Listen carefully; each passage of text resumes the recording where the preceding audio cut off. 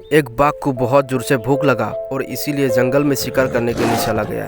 लेकिन बाघ को मालूम नहीं जो उसका छोटा सा बच्चा था वो भी पीछे पीछे आ रहा था। और शिकार के पास जाते जाते बाघ और बच्चा दोनों ही एक गांव में चला गया था। जब बाघ ने वापस मुड़ के देखा उनका बच्चा भी पीछे पीछे आ रहा था, तब बाघ ने बहुत बड़ा टेंशन में पड़ गया था, क्योंकि एक तरफ शिकार को ढूंढेंगे या बच्चा को संभालेंगे, और इसीलिए शिकार को छोड़ के वापस बच्चा को लेके आना चाहा। लेकिन कुदरत क्या करे, तब तक गांव का सारा लोग बाघ और बच्चा को घेर लिया था और सब ने तलवार हथियार लेके उसको मारने आ रहा था। और जैसे वैसे बाघ ने बहुत घायल होके भाग गया, लेकिन बच्चा को ले नहीं पाया। और गांव का सभी लोग बच्चा को भी मारना चाहा, लेकिन एक बूढ़ी औरत ने बच्चा को मारने नहीं दिया और संभल के रखा, घर में लेके गया। बूढ़ी औरत ने बच्चा को एक प्यारा सा नाम रखा, वही नाम है सित्तू। बच्चा को सित्तू नाम से बुलाता है और बहुत अच्छा से पाल पोस के रखा है। धीरे धीरे सित्तू को बहुत अच्छा लगने लगा, क्योंकि उसका मम्मी से भी ज्यादा प्यार मिलने लगा। धीरे धीरे दोनों ही बहुत खुशी से जीने लगा।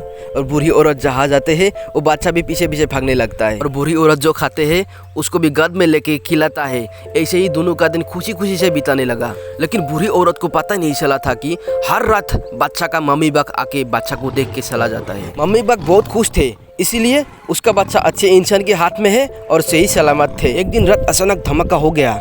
बूढ़ी औरत के घर में 3 चोर लोग घुसे। वो सारे बर्तन, गहना और कीमती चीज चोर करके ले जाने वाला था। तब मम्मी बाघ बच्चा को देखने के लिए आ रहा था और आकर महसूस किया घर में कुछ गड़बड़ हो रहा है, और देखा बूढ़ी औरत को धमकी दे रहा है और सारा सामान लूट रहा है। इसलिए दौड़ के आके तीनों को हमला किया और तीनों चोर तुरंत जान बचा के भाग गया। बच्चा को उसका मम्मी को देख के इतना अच्छा लगा, वो भी कोने से बाहर निकल के आया। और माता बाघ ने बच्चा को साथ जाने के लिए कहा, इंसान से खतरा है, तुम मेरे साथ चलो, यार रहना नहीं चाहिए। तो प्यारा बच्चा बाघों को इतना बुरा लगा, आंखों में आंसू आ गया, क्योंकि जिसने इतना दिन प्यार से लालन पालन किया, इतना प्यार किया, उसको छोड़ जाना होगा। और थोड़ी देर बाद बूढ़ी औरत को छोड़ के दोनों ही जंगल चला गया।